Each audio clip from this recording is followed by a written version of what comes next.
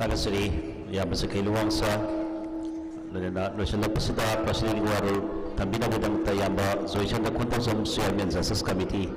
Yamanasigi Tolam Sigi President Warul Tambina Budang Shari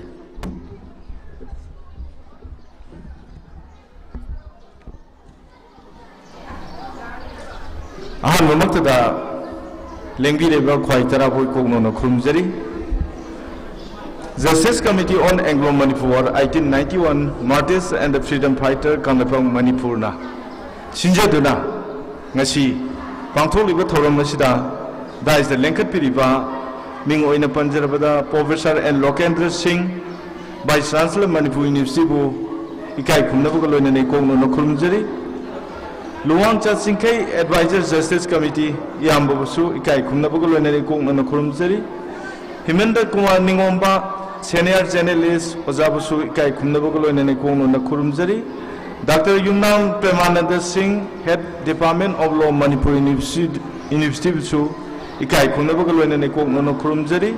Paunam Labuko Mangang Editor da Kangla Pau Yambusu, Ikai Kumnabukalo in Nekong na Kurumzari, Rinku Kumutsam Editor da Infant Times, Ozabusu Ikai Kumnabukalo in Nekong na Kurumzari, Jit Ningomba Chief Editor the Elite TV Ozabusu Ikai Kumnabukalo in Nekong Kona Kurumzari RK Magazine Advisor Ningtiam Chan Ningsing Loop Al Bungobusu Ikai Kumnabukalo in Nekong no Kurumzari Lunana Nasigi Thorum Asibu Mapum Pan and Nabagi Demakta Limbi Ragli by Maibel Ahalamal Lai Guru Civil Society on Isangi Leader Singh Amadi Isha Singh, Sadra Singh, Mediagi Isil Inau Punna Subsan Zaraga, Ikai Kumnabagalo no Kurumjari.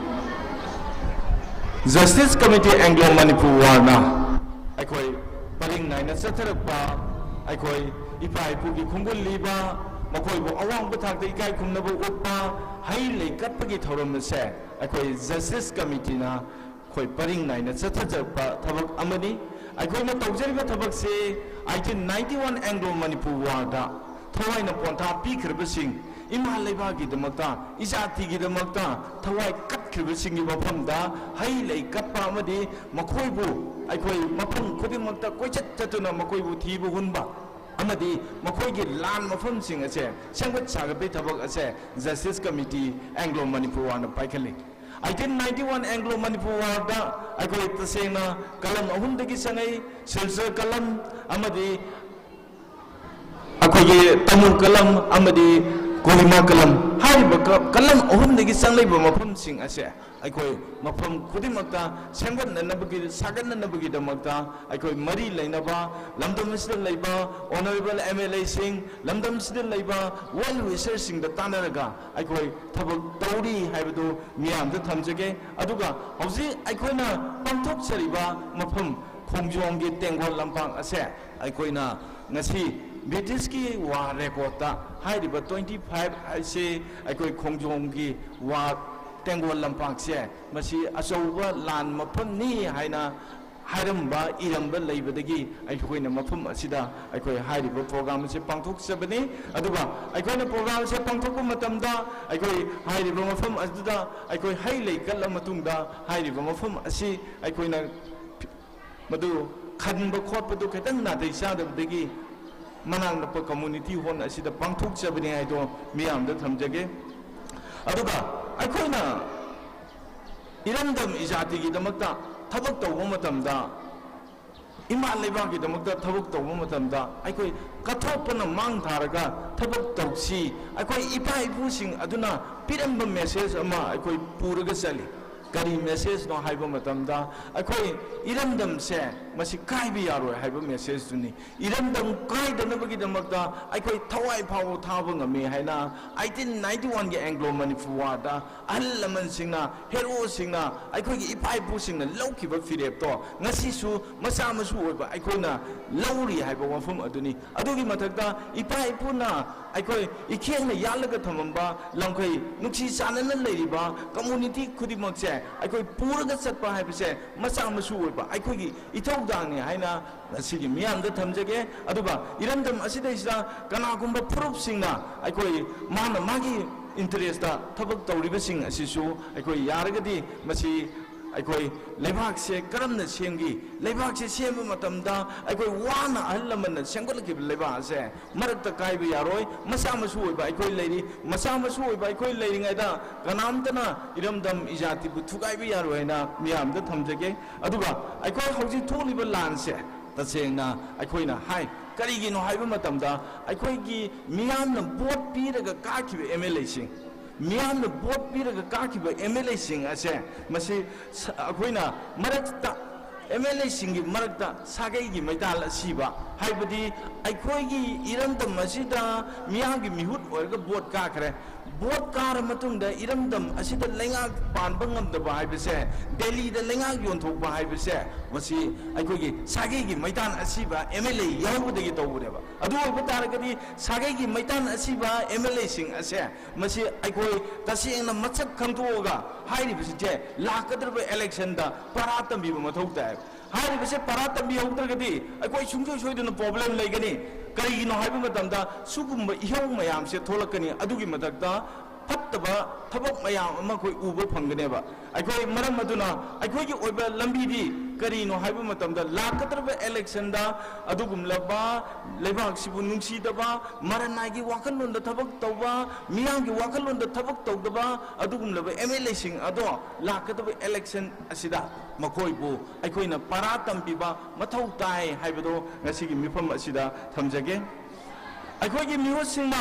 ꯑꯃꯠꯇꯕꯨ ꯋꯥꯈꯜꯂꯣꯟꯗ ꯄꯨꯟꯁꯤꯜꯂꯨ ꯍꯥꯏꯕꯅꯤ ꯉꯁꯤ ꯐꯥꯎꯕꯗ ꯄꯨꯟꯁꯤꯟꯕ ꯉꯝꯗꯦꯕ ꯀꯔꯤꯒꯤꯅꯣꯕ ꯃꯈꯣꯏꯅ ꯉꯁꯤ ꯐꯥꯎꯕꯗ ꯃꯁꯥ ꯃꯁꯥꯒꯤ ꯏꯟꯇꯔꯦꯁꯇ ꯊꯕꯛ ꯇꯧꯔꯤꯁꯦ ꯀꯔꯤꯒꯤꯅꯣ ꯃꯈꯣꯏ ꯄꯨꯟꯁꯤꯜꯂꯒ ꯊꯕꯛ ꯇꯧ ꯍꯥꯏꯕꯅꯤ ꯄꯨꯟꯁꯤꯜꯂꯒ ꯏꯔꯝꯗꯝ ꯉꯥꯛꯎ ꯏꯖꯥꯇꯤ ꯉꯥꯛꯎ ꯏꯔꯝꯗꯝꯁꯦ ꯉꯁꯤꯗꯤ ꯀꯥꯡꯈꯣꯡ ꯆꯥꯏꯔꯦ ꯋꯥꯈꯜ ꯐꯖꯅ ꯈꯟꯕꯤꯌꯨ ꯍꯥꯏꯕꯅꯦꯕ ꯉꯁꯤ ꯐꯥꯎꯕꯗ ꯃꯈꯣꯏ ꯄꯨꯟꯁꯤꯟꯅꯕꯒꯤ ꯋꯥꯈꯜ ꯇꯧꯗꯦ ꯄꯨꯟꯁꯤꯜꯂꯒ ꯊꯕꯛ ꯊꯧꯔꯝ ꯇꯧꯁꯤ ꯍꯥꯏꯕꯅꯤ ꯃꯈꯣꯏ ꯄꯋꯥꯔ ꯃꯨꯟꯅꯔꯒ ꯂꯩꯌꯦꯕ ꯄꯋꯥꯔ ꯃꯨꯟꯅꯕꯒꯤ ꯊꯕꯛꯁꯦ ꯇꯣꯛꯁꯦꯕ ꯄꯋꯥꯔ ꯃꯨꯟꯅꯔꯒ ꯉꯁꯤ ꯐꯥꯎꯕꯗ ꯑꯩꯈꯣꯏ ꯏꯔꯝꯗꯝ ꯀꯥꯡꯈꯣꯡ ꯆꯥꯏ ꯃꯤ ꯀꯌꯥ ꯃꯤ ꯂꯤꯁꯤꯡ ꯍꯨꯝꯐꯨꯒꯤ ꯃꯊꯛꯇ ꯑꯩꯈꯣꯏ ꯔꯤꯂꯤꯐ ꯀꯦꯝꯗ ꯂꯩ ꯑꯗꯨ ꯑꯣꯏꯕ ꯇꯥꯔꯒꯗꯤ ꯃꯈꯣꯏꯅ ꯋꯥꯔꯝꯒꯗꯕꯁꯦ ꯑꯩꯈꯣꯏꯒꯤ ꯃꯤꯍꯨꯠ ꯑꯣꯏꯔꯤꯕꯁꯤꯅ ꯈꯪꯒꯗꯕꯅꯦꯕ ꯃꯈꯣꯏ ꯈꯪꯗꯦꯕ ꯑꯗꯨꯒꯤ ꯃꯊꯛꯇ ꯃꯤ ꯆꯅꯤꯒꯤ ꯃꯊꯛꯇ ꯑꯁꯤ ꯑꯅꯥ ꯊꯣꯛꯈ꯭ꯔꯦ ꯑꯗꯨ ꯑꯣꯏꯕ ꯇꯥꯔꯒꯗꯤ ꯑꯩꯈꯣꯏ ꯀꯃꯥꯏꯅ ꯇꯧꯒꯅꯤ ꯃꯁꯤ ꯑꯩꯈꯣꯏ ꯃꯨꯟꯅ ꯈꯜꯂꯒ ꯊꯕꯛ ꯇꯧꯒꯗꯕꯅꯤ ꯃꯤꯌꯥꯝꯒꯤ ꯊꯕꯛ ꯇꯧꯕ ꯍꯥꯏꯕꯁꯤꯗꯤ ꯑꯩꯈꯣꯏ ꯄꯨꯛꯆꯦꯜ ꯁꯦꯡꯅ ꯃꯤꯌꯥꯝꯒꯤ ꯑꯣꯏꯕ ꯏꯟꯇꯔꯦꯁꯇ ꯄꯤꯄꯜꯒꯤ ꯑꯣꯏꯕ ꯏꯟꯇꯔꯦꯁꯇ ꯊꯕꯛ ꯇꯧꯒꯗꯕꯅꯦꯕ ꯃꯁꯥꯒꯤ ꯑꯣꯏꯕ ꯏꯟꯇꯔꯦꯁꯇꯊꯕꯛ ꯇꯧꯔꯣꯏꯗꯕꯅꯦꯕ ꯃꯅꯝꯗꯕꯨ ꯗꯦꯜꯂꯤꯗ ꯌꯣꯟꯊꯣꯛꯄ ꯉꯝꯕ ꯍꯥꯏꯕꯁꯦ ꯃꯁꯤ ꯑꯗꯨꯒꯨꯝꯂꯕ ꯑꯩꯈꯣꯏꯒꯤ ꯃꯤꯌꯥꯝꯒꯤ ꯃꯤꯍꯨꯠ ꯑꯣꯏꯕ ꯃꯔꯟꯅꯥꯏꯒꯤ ꯋꯥꯈꯜꯗ ꯊꯕꯛ ꯇꯧꯕꯁꯤꯡꯁꯦ ꯃꯁꯤ ꯑꯩꯈꯣꯏ ꯃꯊꯪꯒꯤ ꯂꯥꯛꯀꯗꯕ ꯏꯂꯦꯛꯁꯟꯗ ꯄꯔꯥ ꯇꯝꯕꯤꯗꯅ ꯑꯇꯣꯞꯄ ꯃꯐꯝꯗ ꯇꯝꯕꯤꯐꯝ ꯂꯩꯇꯦ ꯃꯔꯝ ꯑꯗꯨꯅ ꯏꯔꯝꯗꯝ ꯑꯁꯤꯗ ꯂꯩꯕ ꯑꯩꯈꯣꯏ ꯏꯔꯩꯆꯥ ꯈꯨꯗꯤꯡꯃꯛꯅ ꯑꯩꯈꯣꯏ ꯃꯊꯪꯗ ꯍꯥꯏꯔꯤꯕ ꯂꯥꯟꯁꯦ ꯊꯣꯛꯑꯔꯣꯏ ꯃꯅꯤꯄꯨꯔ ꯏꯪ ꯇꯝꯅ ꯇꯪꯗꯨ ꯂꯩꯇꯥꯅ ꯍꯤꯡꯒꯦ ꯍꯥꯏꯔꯒꯗꯤ ꯑꯩꯈꯣꯏꯒꯤꯗꯤ ꯂꯥꯛꯀꯗꯕ ꯏꯂꯦꯛꯁꯟꯗ ꯃꯈꯣꯏꯕꯨ ꯄꯔꯥ ꯇꯝꯕꯤꯕ ꯅꯠꯇꯅ ꯑꯩꯈꯣꯏꯒꯤ ꯂꯝꯕꯤ ꯂꯩꯇꯦ ꯃꯁꯤ MLA ꯈꯨꯗꯤꯡꯃꯛꯅ ꯇꯧꯏ ꯍꯥꯏꯕ ꯅꯠꯇꯦ MLA ꯃꯔꯛꯇ ꯁꯥꯒꯩꯒꯤ ꯃꯩꯇꯥꯜ ꯑꯁꯤꯕ ꯌꯥꯎꯋꯦꯅ ꯑꯩ ꯉꯁꯥꯏ ꯊꯝꯖꯈꯤꯗꯨꯅꯤ ꯑꯗꯨꯅ ꯑꯩꯈꯣꯏ ꯌꯥꯔꯤꯈꯩ ꯏꯔꯝꯗꯝ ꯀꯟꯁꯤ ꯏꯖꯥꯇꯤ ꯀꯟꯁꯤ ꯍꯥꯏꯔꯒꯗꯤ ꯑꯩꯈꯣই ꯑꯃꯠꯇ ꯑꯣꯏꯅ ꯄꯨꯟꯁꯤꯜꯂꯒ ꯊꯕꯛ ꯇꯧꯁꯤ ꯍꯥꯏꯁꯦ ꯃꯤꯌꯥꯝꯗ ꯊꯝꯖꯒꯦ ꯑꯗꯨꯒ ꯏꯔꯝꯗꯝ ꯑꯁꯤꯗꯩꯁꯤꯗ ꯑꯩꯈꯣꯏ ꯇꯁꯦꯡꯅ ꯂꯩꯕꯥꯛ ꯅꯤꯡꯕ ꯁꯥꯕ ꯃꯌꯥꯝ ꯑꯃ ꯂꯩ ꯂꯩꯕꯥꯛ ꯅꯤꯡꯕ ꯁꯥꯕ ꯑꯗꯨꯒ ꯄꯨꯛꯆꯦꯜ ꯁꯦꯡꯅ ꯂꯩꯕꯥꯛ ꯅꯤꯡꯕ ꯃꯌꯥꯝ ꯑꯃꯁꯨ ꯂꯩ ꯑꯗꯨ ꯑꯣꯏꯕ ꯇꯥꯔꯒꯗꯤ ꯂꯩꯕꯥꯛ ꯅꯤꯡꯕ ꯁꯥꯕꯁꯤꯡꯁꯦ ꯄꯨꯛꯆꯦꯜ ꯁꯦꯡꯅ ꯂꯩꯕꯥꯛ ꯅꯤꯡꯉꯤꯕꯁꯤꯡ ꯑꯁꯤꯒꯤ ꯃꯃꯥꯏꯗ ꯐꯠꯇꯕ ꯇꯩꯁꯟꯕꯒ ꯆꯞ ꯃꯥꯟꯅꯩꯕ ꯑꯗꯨꯅ ꯂꯩꯕꯥꯛ ꯅꯤꯡꯕ ꯁꯥꯕꯁꯤꯡꯁꯦ ꯑꯩꯈꯣꯏ ꯈꯟꯗꯣꯛꯄ ꯇꯉꯥꯏ ꯐꯗꯦꯕ ꯃꯗꯨ MLAꯗ ꯑꯣꯏꯔꯝꯕ ꯂꯩ ꯁꯤꯚꯤꯜ ꯁꯣꯁꯥꯏꯇꯤ ꯑꯣꯔꯒꯅꯥꯏꯖꯦꯁꯟꯗ ꯑꯣꯏꯕ ꯌꯥꯏ ꯃꯤꯌꯥꯝꯒꯤꯅꯦꯅ ꯊꯣꯛꯂꯛꯏꯕ ꯑꯗꯨꯒꯨꯝꯂꯕ ꯃꯤꯌꯥꯝꯒꯤꯗꯃꯛꯇ ꯊꯣꯛꯂꯛꯏꯕ ꯁꯤꯡꯗ ꯑꯣꯏꯕ ꯌꯥꯏ ꯍꯥꯏꯔꯤꯕꯁꯤꯡꯁꯦ ꯑꯩꯈꯣꯏ ꯂꯩꯕꯥꯛꯀꯤ ꯏꯟꯇꯔꯦꯁꯇ ꯊꯕꯛ ꯇꯧꯕ ꯇꯉꯥꯏ ꯐꯗꯦ ꯃꯁꯥ ꯃꯁꯥꯒꯤ ꯏꯟꯇꯔꯦꯁꯇ ꯊꯕꯛ ꯇꯧꯕꯝꯁꯤ ꯂꯩꯕꯥꯛ ꯅꯨꯡꯁꯤꯕꯁꯤꯡ ꯄꯨꯛꯆꯦꯜ ꯁꯦꯡꯅ ꯅꯨꯡꯁꯤꯕꯁꯤꯡꯒꯤ ꯑꯗꯨꯒꯨꯝꯂꯕ ꯐꯠꯇꯕ ꯇꯩꯁꯟꯕꯒꯤ ꯊꯕꯛꯁꯦ ꯃꯈꯥ ꯇꯥꯅ ꯇꯧꯒꯨꯝꯁꯤ ꯍꯥꯏꯕꯁꯦ ꯃꯤꯌꯥꯝꯗ ꯊꯝꯖꯒꯦ ꯂꯝꯗꯝ ꯑꯁꯤꯗ ꯑꯩꯈꯣꯏ ꯊꯣꯛꯂꯤꯕ ꯊꯧꯗꯣꯛ ꯋꯥꯊꯣꯛꯁꯤꯡ ꯑꯁꯦ ꯀꯗꯥꯏꯗꯒꯤ ꯂꯥꯛꯏ ꯍꯥꯏꯕꯁꯦ ꯑꯩꯈꯣꯏ ꯃꯤꯌꯥꯝꯅ ꯈꯪꯅꯕ ꯉꯥꯛꯇꯅꯤ ꯀꯗꯥꯏꯗ ꯂꯥꯛꯏ ꯑꯗꯨꯏꯗꯤ ꯀꯃꯥꯏꯅ ꯇꯧꯅ ꯂꯥꯛꯏꯕꯅꯣ ꯍꯥꯏꯕꯁꯦ ꯑꯩꯈꯣꯏ ꯃꯨꯟꯅ ꯈꯟꯅꯔꯒ ꯊꯕꯛ ꯊꯧꯔꯝ ꯈꯨꯗꯤꯡꯃꯛꯁꯦ ꯇꯤꯟ ꯌꯣꯠꯊꯔꯒ ꯂꯣꯡ ꯇꯥꯝ ꯄꯣꯂꯤꯁꯤꯗ ꯌꯨꯝꯐꯝ ꯑꯣꯏꯔꯒ ꯊꯕꯛ ꯇꯧꯁꯤ ꯍꯥꯏꯕꯁꯦ ꯉꯁꯤꯒꯤ ꯃꯤꯐꯝ ꯑꯁꯤꯗ ꯊꯝꯖꯒꯦ ꯑꯩꯈꯣꯏꯅ ngasi adugum labe ipai pugi khungul liba mokoi bo awang bathak te ikai khumna bo utpa hai leka numin asida isda aikoina lamdam asida i pau amadi ekdil locheng ge lamda leiriba mioi singda khunai asida lauriba thawdang makoina lauriba thawdang sigi damakta aikoina makoi gi damakta certificate case award amadi honor tawriba se aikoi makoina lauriba thawdang dugineba aikoi masidai sidai MLA minister singna lawba thawdang orgasu akoi honor tawganeba ngasi hairiba aikoina mioi manga khal aikoi honor tawi mioi manga honor tawriba se aikoi ngasi irandam da tholiba lansigi matangda malengi phambang thata yauriba aduga india gi phambang thata makoina lauriba thawdang makoina ngasi phawbada poraiba aikoi gi irandam ijati gi damakta ngangiba saiba mayam se masi yengaga aikoina makoi manga da aikoigi achamba kudom piraga certificate piraga case award piraga makoi bu ikai khupna utpaneba aduna aikoi iramdam stel leriba aikoigi tasena aikoigi adugumlaba iramdam gi damakta ijati gi damakta khanba mioi singda makha tana hairibe award sing gi pinabo honagani haibdu ngasigi mifam asida thamjage aikoi manipur se aikoi khallaga yengsi aikoi masi tasengna haidrsu yabani madu pandaba yade isa singse khangjino chahi tare kundakpa kari dei thoki akoi ningthau phammunabadagi 1891 Anglo Manipur War kari dei thoki ningthau phammunabadagi 1891 Anglo Manipur War da mi kya mapanda Manipur da hanjindana siki adugi mathakta jenda kya layerga mapunchi mangi ba yawi adugi mathakta akoi mafam marang khangdana ngasi phawbuda thiba khangdana leiriba kaya amasu leiriba masi kari degi thuibado haibadi lebabu nungsiba adugunaba ipa ipusing aduna iramdam gi ijati gi damakta makoina lauriba thongdang dune ngasi aikoina justice committee Anglo Manipur na sallaga honoriba tauriba se aduna ni aikoi iramdam ijati gi damakta adugunaba mathongna leiba maringjen leiba mising adugi damakta aikoi koichat tatna makoi gi damakta thabak thorom paikhatpa aikoi gi ithawdang macha masu oiba aikoi gi ithawdang oi haibse ngasi gi mifam asida thamjage aduga matam aduda laukhiba wakhallongo madu aikoi tasengna makoi gi pawar munabadagi ningthau pham munabadagi tauriba sing ase masi yarige aikoi thadokpa tangai phade haiba wafam aduni British ke lan loire 1949 India da merge tawre India da merge tawra matungda ngasi di Manipur se nungaigani yaifagani na merge tawre nungaigani yaifagani merge tawraga India na Manipur bu mache tan thugaina bu hona base kudak lepiu sini karigino haiba matamda India da aikoi nungaigani yaifagani haibani ngasi phawbada India na aikoi bu divide and rule policy tawraga mache tan thugaina ba masung dana ba thugaina ba tawbase masi kudak lepiu aikoi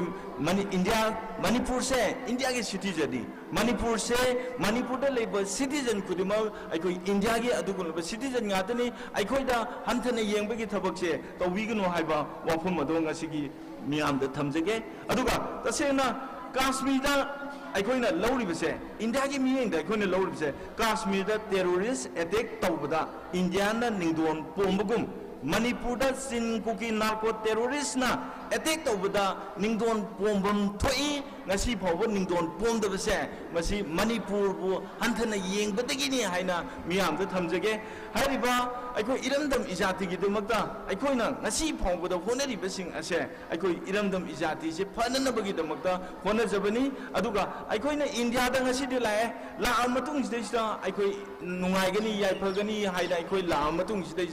ngasi Manipur sidai adugumlaba India gi policy makhada aikoi politician mayam leiri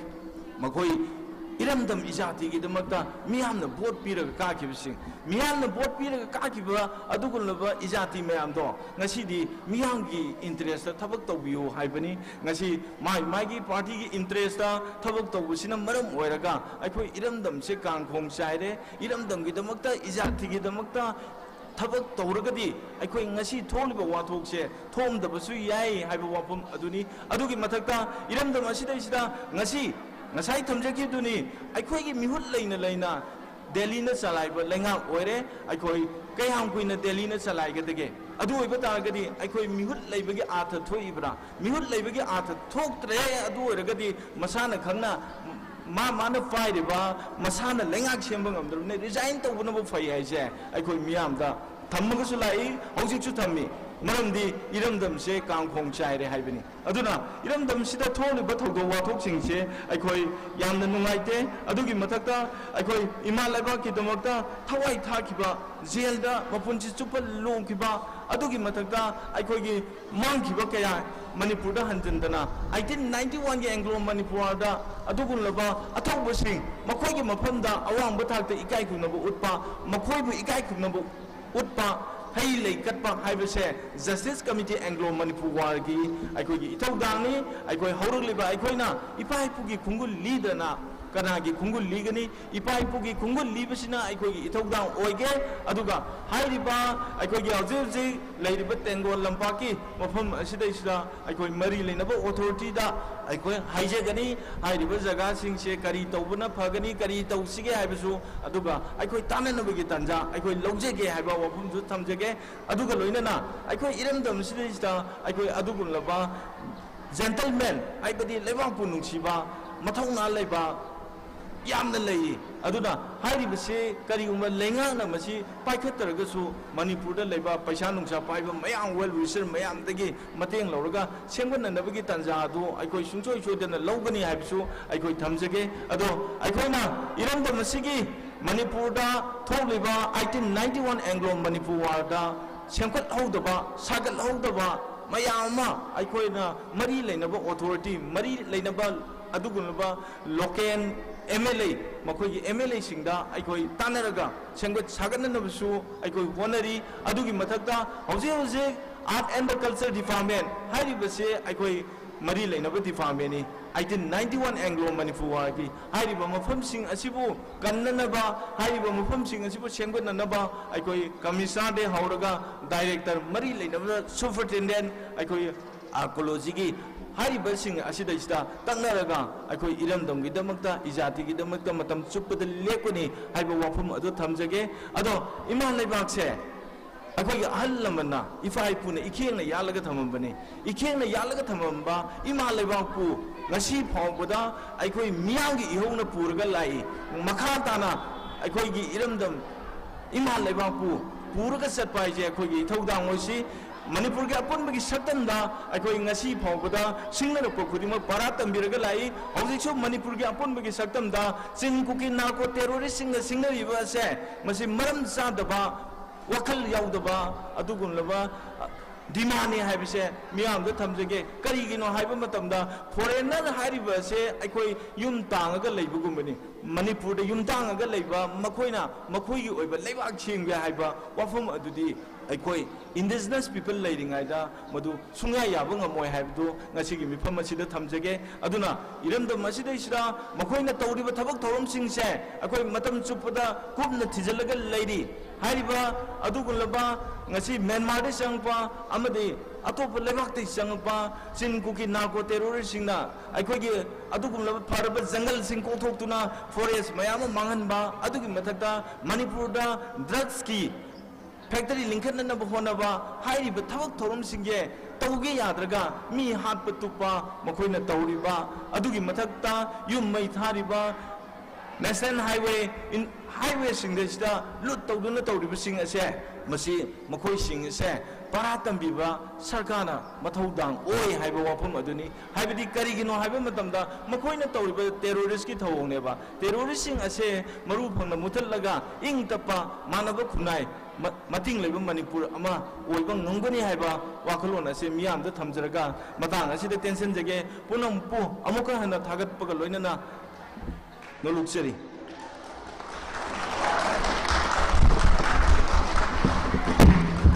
Tagasari Yamba Zoe Chandra Kondozam Chairman Justice Committee daga sigi thorom sigi President oiba warol tambiram nabatusida thorom sibu tetakadina pangthok pibikipa aduga haijerubada ayaba pibirtna yaubiriba khwai khibiku tagar warol thamida boidamakta Justice Committee ki Resource and Documentation Cell ki convener oibiribi CS Papi Sanu lengthok pirtula ngasigi thorom sigi miyambu tagar warol thamida mundarushari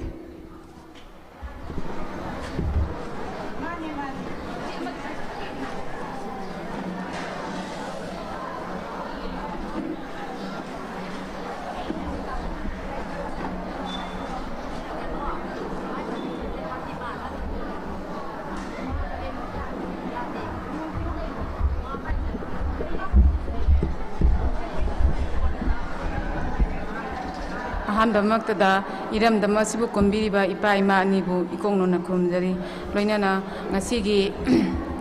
ꯏꯔꯩꯕꯥꯛ Manipur ꯀꯟꯕꯒꯤ ꯏꯄꯥ ꯏꯄꯨ ꯅꯤꯡꯁꯤꯡꯕꯒꯤ ꯗꯥꯏꯁꯇ ꯅꯤꯡꯁꯤꯡꯕꯤꯔꯤꯕ ꯃꯤꯡ ꯑꯣꯏꯅ ꯄꯟꯖꯔꯕꯗ ꯑꯣꯖꯥ N Lokendro Manipur university ꯑꯣꯖꯥꯕꯨꯁꯨ justice ꯀꯃꯤꯇꯤꯒꯤ ꯃꯥꯏꯀꯩꯗꯒꯤ ꯊꯥꯒꯠꯄ ꯐꯣꯡꯗꯣꯛꯆꯔꯤ ꯂꯣꯏꯅꯅ ꯂꯨꯋꯥꯡꯆꯥ ꯆꯤꯡꯈꯩ ꯑꯦꯗꯚꯥꯏꯖꯔꯤ ꯖꯁꯇꯤꯁ ꯀꯃꯤꯇꯤ ꯑꯣꯖꯥꯕꯨꯁꯨ ꯖꯁꯇꯤꯁ ꯀꯃꯤꯇꯤꯒꯤ ꯃꯥꯏꯀꯩꯗꯒꯤ ꯊꯥꯒꯠꯄ ꯐꯣꯡꯗꯣꯛꯆꯔꯤ ꯑꯣꯖꯥ Hemanta ꯅꯤꯉꯣꯝꯕꯝ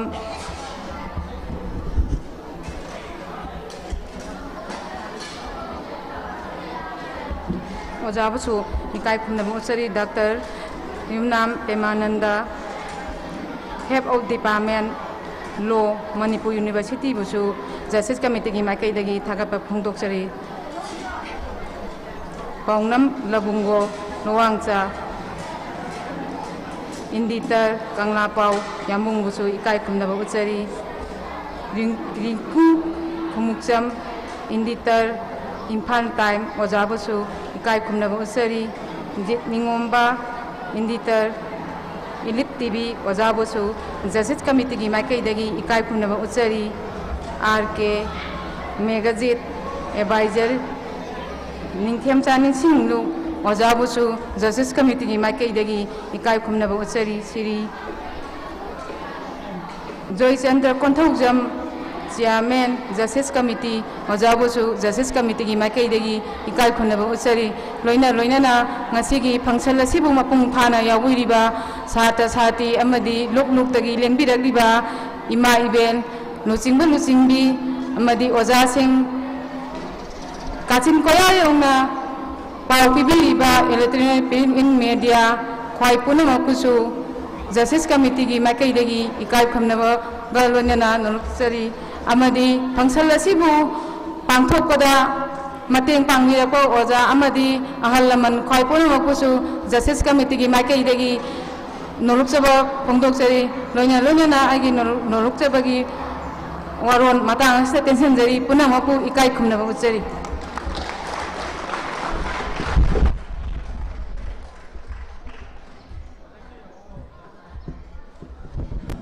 Tagasari si Papi loina taro masi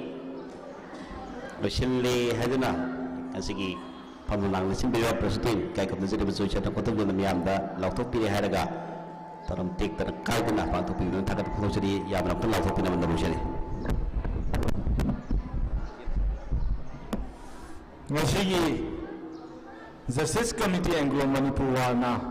chinje duna tengol lampakta hai leikatpa amadi athawusin de ikai khunabagi thoram matang aside tension jare punong pu amuka na ikai khunnabaga loina ko nona khurum jari